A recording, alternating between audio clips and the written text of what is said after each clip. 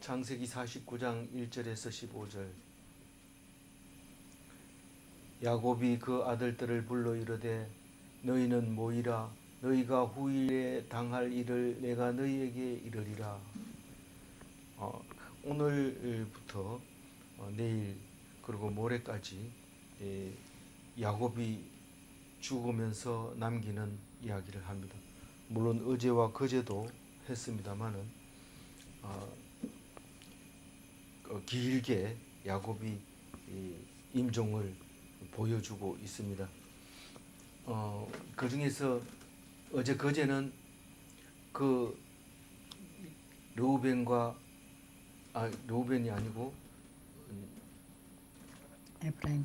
에브라임과 므낫세를 아들 반열로 손자를 아들 반열로 올리는 것과 또 둘 중에 장자를 장자로 축복하는 일에 이틀 동안 묵상을 하면서 오늘은 12아들에 대해서 축복을 하는데 그 순서를 보면 매우 우리가 이해하지 못할 정도로 이렇게 순서를 정해놨습니다. 이해가 되다가 안 되다가 이렇게 하는 거죠. 우리가 에브라임과 므낫세를 축복할 때도 이해가 안 됩니다. 요셉도 이해가 안 됐습니다. 그러나 야곱은 그렇게 축복을 했습니다. 마찬가지로 오늘 12아들을 축복하는데도 순서가 일정하지 않고 우리가 왜 그렇게 했는지도 알 수 없는 그런 순서를 가지고 있고, 또 축복하는 내용을 봐도 잘 모르는 게 많고 또 애매한 것도 있습니다. 어쨌거나 하나하나씩 보게 될 텐데요. 어제는 이스라엘의 축복을 할 때 에브라임과 므낫세가 바뀌었습니다. 요셉은 그것을 좋게 여기지 않았습니다. 우리는 사는 사람은 살아 있어야 되고 죽은 사람은 죽어야 됩니다. 만약에 죽은 사람이 다시 살아난다든가 산 사람이 죽는다든가 이런 거는 우리는 원치 않습니다. 어제나 오늘이나 똑같으면 좋아합니다. 그래서 우리는 이제 그게 세상 사람들의 생각인데 무슨 말이 그런 말이 있어요. 이렇지만 사실 죽은 사람이 살아나는 걸 그렇게 좋아하지 않습니다. 실제로. 그래서 그러나 기독교는 우리의 생각과 다르게 복을 받는 것을 알 수 있습니다.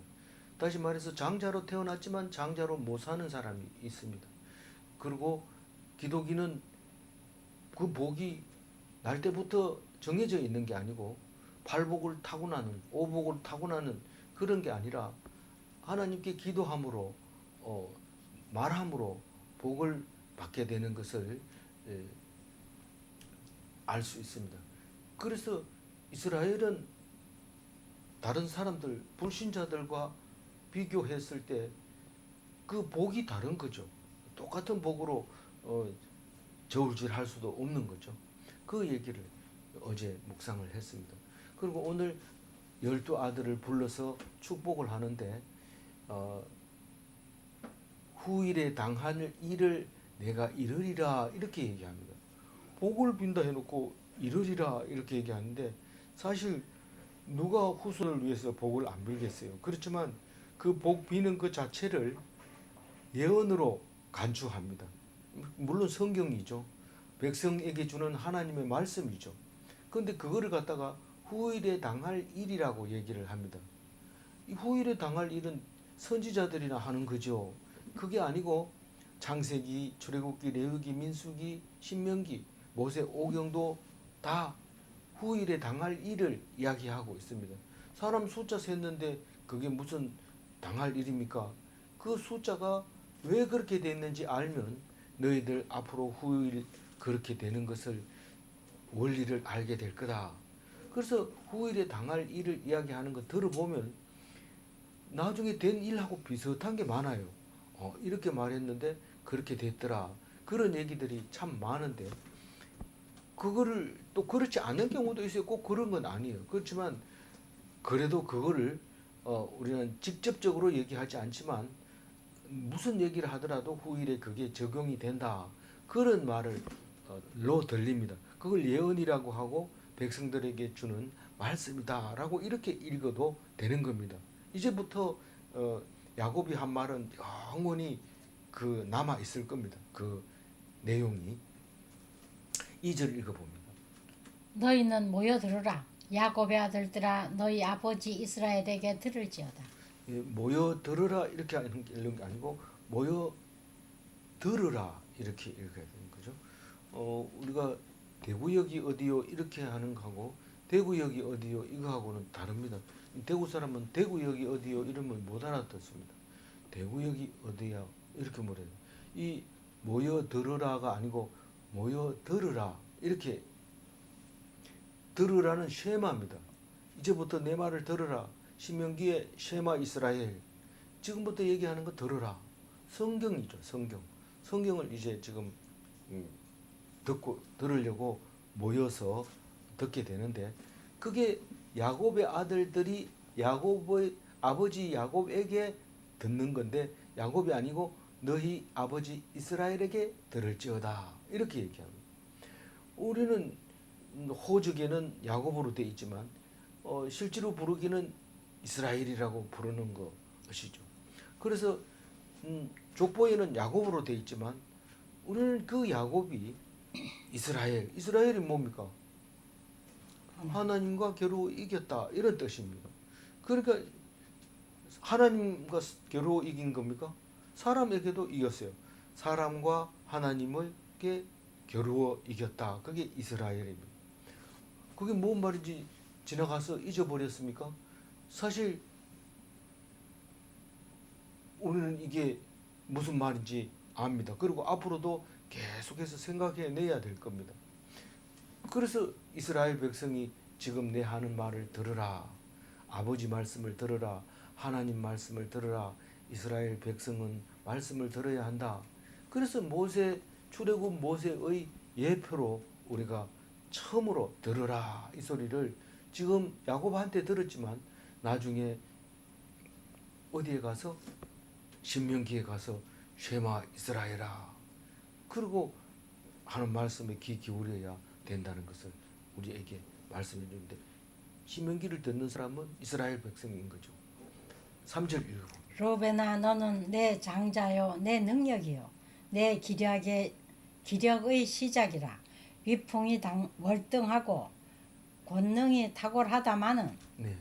그러니까 장자에 대해서 제일 먼저 이야기를 하게 되죠. 그래서 장자고 능력이 있고 기력의 시작이다.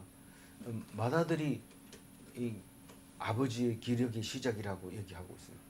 위풍이 월등하다. 그 월등하다는 건 뛰어났다는 겁니다. 풍채가 좋다는 겁니다. 그리고 권력이 탁월하다. 장자의 권능을 가지고 있으니까 권능이 탁월하게 뛰어난데 다시 말해서 장자이지만은 이런 말입니다. 탁월하지만은 그러나 이제 장자의 역할을 못한다 그 얘기를 지금 하려고 하는데 장자가 뭐가 다르나요? 딴 사람하고 유산을 2배를 주는 거예요. 그게 신명기에 나오는데 반드시 그 미움을 받는 자의 아들을 장자로 인정하여 자기의 소유에서 그에게는 2몫을 줄 것이니 이게 신명기에서 얘기하는데 미운 아내가 여럿인데 이쁜 아내가 있고 마음에 안 드는 아내가 있는데 마음에 안 드는 아내가 장자를 낳았으면 당연히 장자 역할을 해줘야 된다는 거죠. 마음에 안 들어도. 그렇지만 지금 아내가 마음에 안 들었을 때 그렇게 하는 거고 지금 이거는 아들 자신이 미운 행위를 하게 돼버립니다. 그래서 아들이 스스로가 장자 역할을 못하게 되는 것을 지금 이야기하고 있는데 4절 읽어봅니다. 물의 끓음 같았은즉 너는 탁월하지 못하리니 네가 아버지의 침상에 올라 더럽혔음이로다. 그가 내 침상에 올랐었도다. 이 참 말을 부드럽게 이렇게 하죠. 물이 끓었다. 이런 우리는 막 격동이 일어나면 감당을 못하고 물불을 안 가리고 뭐 가리지 않고 그냥 막 그렇게 행동을 하게 되는데 그 르우벤이 좀 젊었으니까 그만 젊음을 참지 못하고 이를 저질러 버렸다. 물이 끓는 것 같다. 그래가지고 결국은 탁월하지 못하다. 이 탁월하다는 것은 아버지의 후예로서 그리고 아버지를 받들어서 대신할 수 있는 그런 사람인데 완전히 그만 그 일을 잃어버렸다라고 얘기를 하는데 그게 35장의 이야기가 나옵니다. 이스라엘이 그 땅에 거주할 때에 르우벤이 가서 그의 아버지 젖비라와 동침하며 이스라엘이 이를 들었더라. 그 얘기를 지금 4절에 하고 있는 겁니다. 그래서 이제 탁월하지만은 탁월하지 못하리니 그러니까 이제 장자가 안 된다. 그 얘기를 하고 있습니다. 5절 읽어볼까요? 시므온과 레위는 형제요 그들의 칼은 폭력의 도구로다. 이 시므온과 레위는 그 세겜 족속들을 쫓아내는 다 죽이는 바람에 이런 말을 하게 됩니다. 그 두 형제의 칼은 폭력의 도구라고 얘기를 하고 있습니다. 시므온이 둘째 아들이고 레위가 셋째 아들입니다. 어떻게 그렇게 칼을 사용하게 되었냐면 디나 사건 때문에 그랬죠. 우린 잘 압니다. 거기에 보면 34장 25절에 읽어보면 제3일에 아직 그들이 아파할 때에 야곱의 두 아들 디나의 오라버니 시므온과 레위가 각기 칼을 가지고 가서 몰래 그 성읍을 기습하여 그 모든 남자를 죽이고 이런 말이 나오는데 그 세겜을 싹 죽여버립니다. 물론 세겜 옆에 세겜 땅에다가 베크시타를 주고 땅을 사가지고 자기들이 거기 삽니다. 살면서 디나가 동네 구경하러 갔다가 강간을 당해서 그만 시므온과 레위의 분노를 사게 되고 모든 남자가 전멸하게 되는 그런 사건이 생겨서 세겜이라고 하면 베크시타 주고 산 땅도 있지만 칼로 정복했는 땅이다. 그 전리품입니다. 싸워서 이긴 겁니다. 뭐 어떻게 비겁하든지 어쨌든 간에 그렇게 한 겁니다. 뭐 아버지 닮았죠. 좀 비겁하죠. 6절 한번 읽어볼까요? 내 호나 그들의 모의에 상관하지 말지어다. 내 영광아 그들의 집회에 참여하지 말지어다. 그들이 그들의 분노대로 사람을 죽이고 그들의 혈기대로 소의 발목 힘줄을 끊었음이로다. 그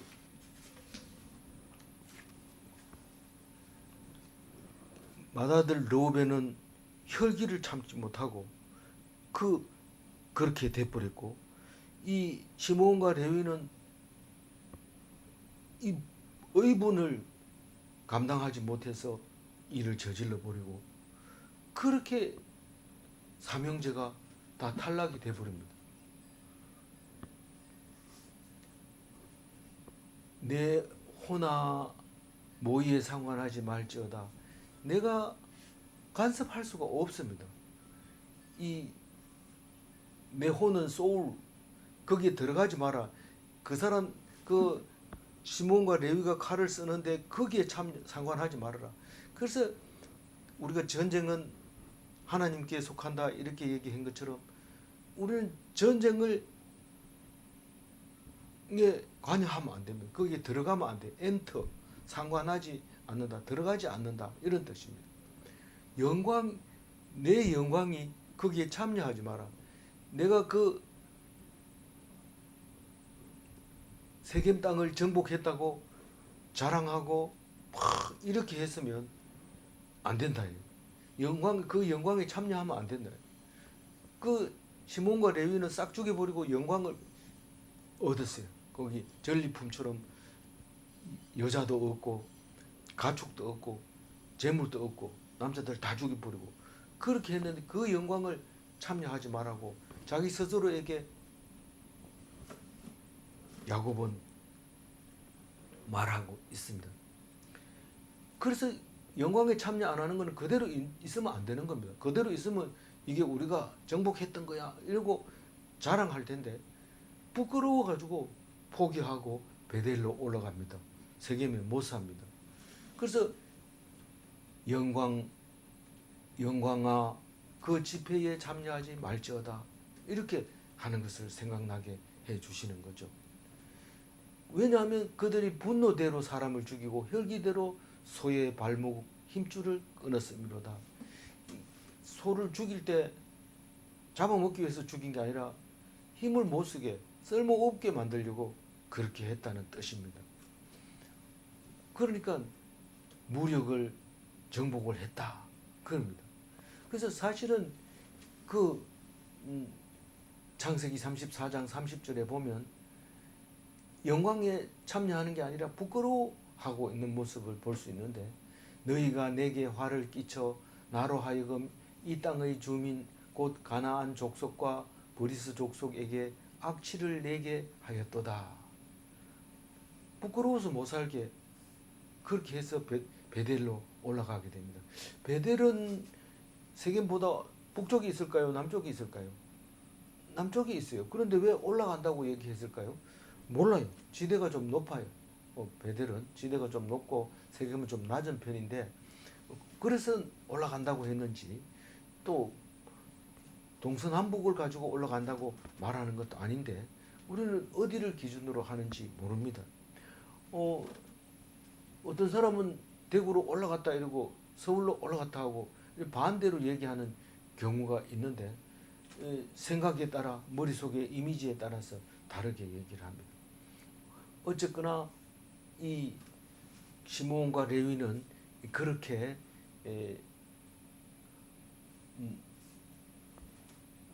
그 영광스럽지 못하고 그 혼이 깨끗하지 못한 그런 사람들입니다. 7절 읽어봅니다. 그 노여움이 혹독하니 저주를 받을 것이요 분기가 맹렬하니 저주를 받을 것이라. 내가 그들을 야곱 중에서 나누며 이스라엘 중에서 흩으리로다. 그래서 결국은 야곱이 입에서 저주가 나옵니다.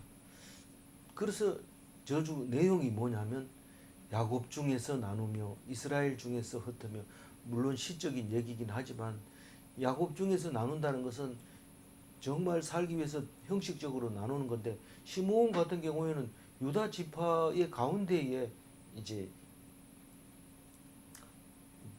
분배를 받게 되어서 나중에 그냥 이름도 없이 사라져 버리는 그런 지파가 돼 버리고 이 레위는 흩어 버린다고 했는데 이스라엘 이러면은 하나님 나라의 백성으로서 흩어져 살게 되는 겁니다. 그러니까 12지파에 흩어져서 삽니다. 레위는. 그래서 땅이 없어요. 지파 땅이 없게 됩니다. 그게 저주라는 거죠. 그게 저주라는. 그래서 그 노여움이 누구의 노여움이 그 시므온과 레위의 그 분내는 그 노여움이 혹독하니까 저주를 받는다는 거예요. 성질을 내 가지고 도움이 되는 게 없어요. 화내 가지고. 분기가 맹렬하니 그 분을 낸 것이 맹렬하기 때문에 그게 다 저주로 돌아간다는 겁니다. 이제 유다 이야기를 할 겁니다. 유다 읽어봅니다. 8절. 유다야 너는 내 형제의 찬송이 될지라. 내 손이 내 원수의 목을 잡을 것이요 내 아버지의 아들들이 내 앞에서 절하리로다. 유다는 축복받은 지파 아들이죠. 지파죠. 그러니까 네 번째 아들입니다. 형제의 찬송이 될지라. 유다가 그래도 우리 형제 중에 제일 자랑스러워 그런 유다입니다. 요셉 이야기 때도 계속 유다는 찬송을 받을 만한 그런 말을 하고 있었죠. 그리고 모든 원수를 이긴다. 모든 원수의 목을 잡을 것이요. 원수를 이기면 목부터 이렇게 발로 밟게 되는데 그 얘기를 하고 있습니다. 모든 원수를 이기고 아버지의 아들들이 네 앞에서 절하리로다. 그러니까 이 12지파 중에서 결국은 왕이 날 거다. 왕이 날 거다. 그 다윗 지파에서 이제 유다 지파에서 왕이 나는 거다. 그래서 그 앞에서 절하게 되는 거죠. 9절 읽어봅니다. 유다는 사자 새끼로다. 내 아들아 너는 움킨 것을 찢고 올라갔도다. 그가 엎드리고 웅크림이 수사자 같고 암사자 같으니 누가 그를 범할 수 있으랴. 그러니까 새끼 사자가 훨씬 용감합니다. 동작도 빠르고 뭐 물론 앞발에 이렇게 탁 때릴 때 그 힘은 좀 약하지만 그래서 그냥 쓰러뜨리는 게 아니고 움켜가지고 찢고 그 위로 그 먹잇감 위로 올라가는 거예요. 위로 올라간 거예요. 그리고 용맹하기로는 엎드리고 웅크린 수사자 같고 수사자는 엎드려서 으르릉 하면 굉장히 위험합니다. 위험이 한 거죠. 그러니까 사냥은 암사자가 삽니다. 사냥은 암사자가 악착같이 하죠. 새끼 먹이려고 막 열심히 뛰지만 그래도 수사자가 따고 오면 암사자가 비켜줍니다. 수사자가 먼저 먹고 그리고 암사자가 먹습니다. 그 물론 이제 아프리카 사자와 또 아메리카 사자가 또 다르고 근데 다른 종류가 조금은 다른 사자가 있긴 하지만 여기는 그렇습니다. 그래서 암사자는 이렇게 주로 보면 웅크리고 앉아 있는 모습이 수사자고 웅크리고 앉아 있는 게 하는 소리만 내는 게 수사자고 뛰어다니면서 사냥하는 게 암사자입니다. 주로. 그래서 아무도 그 위협이 되지를 않아요. 이 사자들은 많이 안 먹기 때문에 사냥하면 먹고 안 먹습니다. 그래서 그러나 쫓겨다니는 일은 없습니다. 먹이를 찾아서 움직이는 거지 쫓겨다니는 일은 없습니다. 10절 읽어봅니다. 규가 유다를 떠나지 아니하며 통치자의 지팡이가 그 발 사이에서 떠나지 아니하기를 실로가 오시기까지 이르리니 그에게 모든 백성이 복종하리로다. 그래서 이거를 난해 구절로 생각하고 있는데 이해하기 어려워서 난해 구절이 아니라 많은 사람이 여러 가지로 해석을 하다 보니까 결국은 난해 구절이라는 말을 쓰게 됩니다.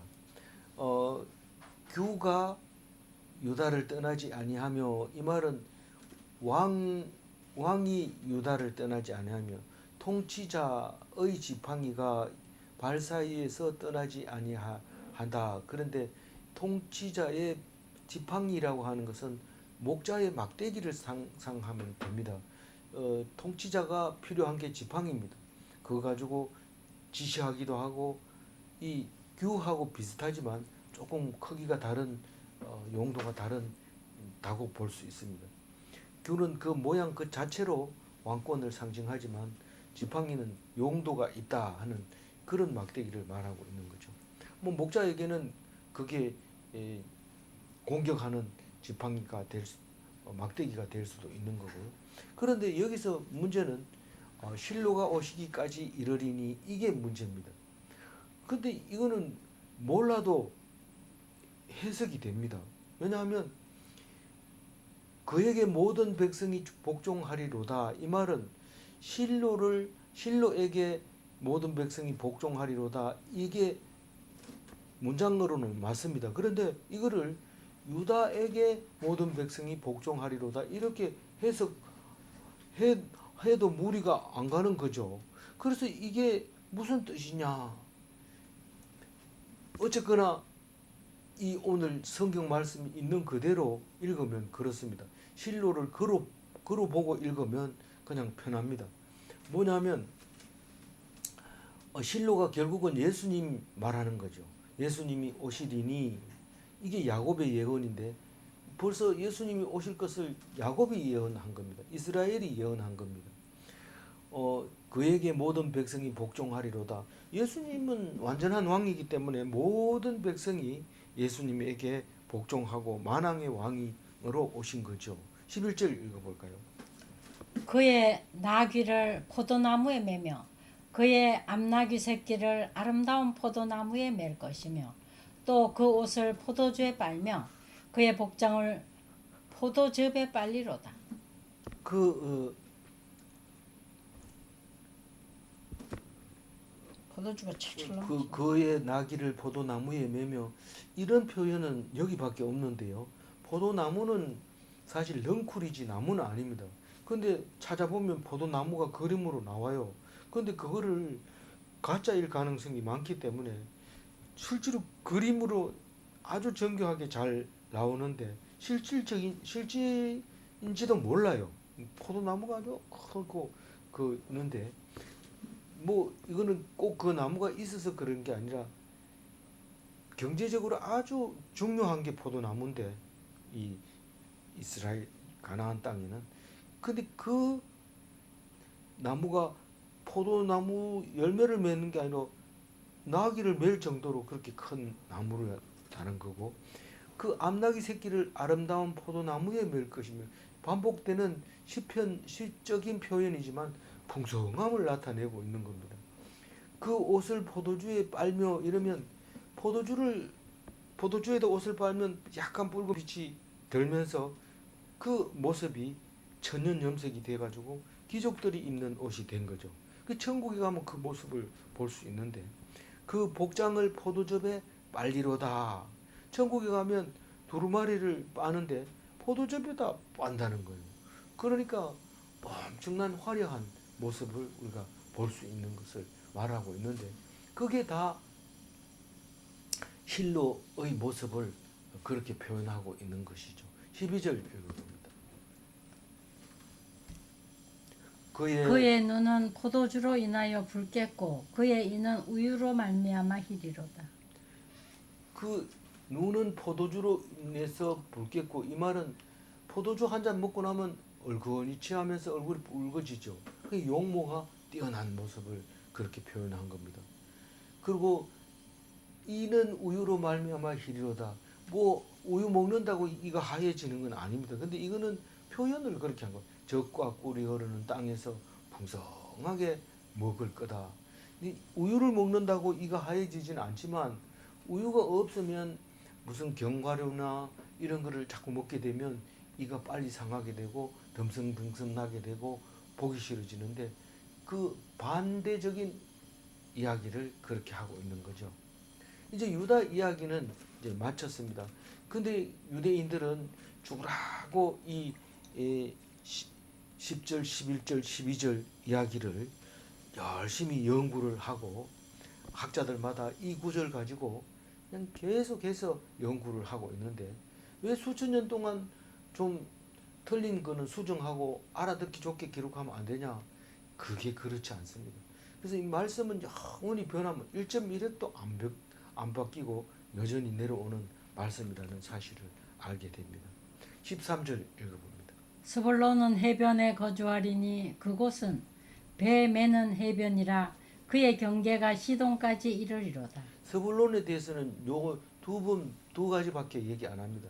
해변에 거주하리니 뱀에는 해변이다. 해변은 이 스불론이 이 지중해하고도 되어 있고 또 동쪽으로는 갈릴리 호수하고도 연결이 돼 붙어 있습니다. 그런데 여기서 뱀에는 해변이다 이 말은 그 시돈까지 이렇게 스불론 땅이었다는 사실을 알게 됩니다. 그래서 그때 당시에 시돈 이러면 그 페니키아를 말하고 있는데 거기 그 레바논이라고 하는 데가 있죠. 레바논 거기 레바논 페니키아 그 부근에 스불론 지파가 살게 되는 것을 미리 얘기하고 있는데 이 스불론은 10번째 낳은 레아가 낳은 자식입니다. 9번째하고 10번째를 놓게 되는데 레아가 그런데 9번째도 아니고 10번째를 먼저 이야기를 하고 있습니다. 왜 그런지 몰라요. 14절이거든요. 이사갈은 양의 우리 사이에 꿇어앉은 건장한 나귀로다. 양의 우리 사이에 꿇어 앉은 건장한 나귀는 무서운 게 없잖아요. 양 사이에 있는데. 그러니까 뭐 나쁜 짐승들도 없고, 나쁜 짐승들 온다 해봐야 양을 잡아먹지 나귀를 안 잡아먹습니다. 그 나귀는 겁먹을 필요가 없어요. 딱 앉아 있으면 양들이 주변에 있으니까 편안한 것을 볼 수 있습니다. 거꾸로 반대로 얘기하면 양 속에서 아주 힘센 사람 이렇게 보여지는 거죠. 그게 이사가에게 하는 말입니다. 야곱이 15절 읽어봅니다. 그는 쉴 곳을 보고 좋게 여기며 토지를 보고 아름답게 여기고 어깨를 내려 짐을 메고 압제 아래에서 섬기리로다. 그러니까 이사가는 어떻게든지 이 마음을 편하게 먹습니다. 쉴 곳을 보고 다 좋게 여기지 그렇지 않는 사람도 있습니다. 토지를 보고 아름답게 여긴 거. 그러니까 토지를 보고 아름답게 여기니까 무거운 짐을 지고 가는 수 있는 겁니다. 그리고 그렇게 그게 꼭 그런 말이냐? 그런 말이 아니라면 어떻게 압제 아래서 그렇게 섬길 수 있느냐? 압제를 잘 견디고 순종하는 백성이다. 이사갈은. 그렇다고 해서 뭐 이사갈이 앞으로 뭐 특별하게 특출나게 뭐 순종에 대한 예표가 나오거나 그러지는 않습니다. 어쨌든 12아들 중에 이사갈을 이렇게 지금 축복하고 예언하고 기도했다는 겁니다. 이 이사갈은 갈릴리 남쪽 요단강 서편에 분배를 받아서 거기에 살고 있는 모습을 나중에 알게 됩니다. 오늘은 요렇게 6사람을 축복하고 내일은 이제 나머지 사람들을 다 축복하는데, 오늘은 유다가 축복을 받았다면 내일은 요셉이 축복받는 이야기를 합니다. 나머지 이 자녀들에게 12자녀에게 아들에게 축복하면서 요셉을 특별히 두각을 드러내게 축복하는 모습을 볼 수 있습니다. 오늘 말씀 10절에서 끝에 하이라이트 읽어봅니다. 그에게 모든 백성이 복종하리로다. 네. 성경은 예수님을 쓴 겁니다. 그래서 우리는 읽을 때마다 예수님을 상상해야 됩니다. 그렇지 않다면 다르게 생각하고 있는지도 모릅니다. 그것을 믿는 자가 기독인입니다. 성경은 예수님을 쓴 것이다 라는 것을 믿는 자가 기독인이다, 그 말입니다. 질문합니다. 예수님은 창세 전부터 계셨는가? 창세 전부터 계셨는데 때가 차서 예수님이 오셨는가? 때가 차서 오셨습니다. 기도하겠습니다. 하나님 감사합니다. 야곱이 12아들에게 축복할 때 르우벤은 장자의 직분을 잃게 하시고 시몬과 레위는 그 혈기로 말미암아 부모를 아버지를 부끄럽게 했다고 하면서 흩어버리고 나누어 버리겠다고 했습니다. 그러나 유다에게는 실로가 올 때까지 왕으로서 지도자로서 살게 해주시고 그 날이 오면 말할 수 없는 풍요함을 누릴 수 있다는 것을 예언했습니다. 그리고 또 레아가 낳은 스불론과 이사갈에 대해서도 이야기했습니다. 어떤 경우에는 아무런 의미도 찾지 못하는 말씀도 하셨지만, 그러나 하나님께서는 다 계획하시고 우리가 알지 못하는 것들을 말씀하고 있을 때에 우리는 그것을 흘려 듣지 아니하고 귀 기울여 들을 수 있는 귀한 그리스도인이 되게 하여 주옵소서. 감사드리옵고 우리 주 예수 그리스도 이름으로 기도 올리옵나이다. 아멘.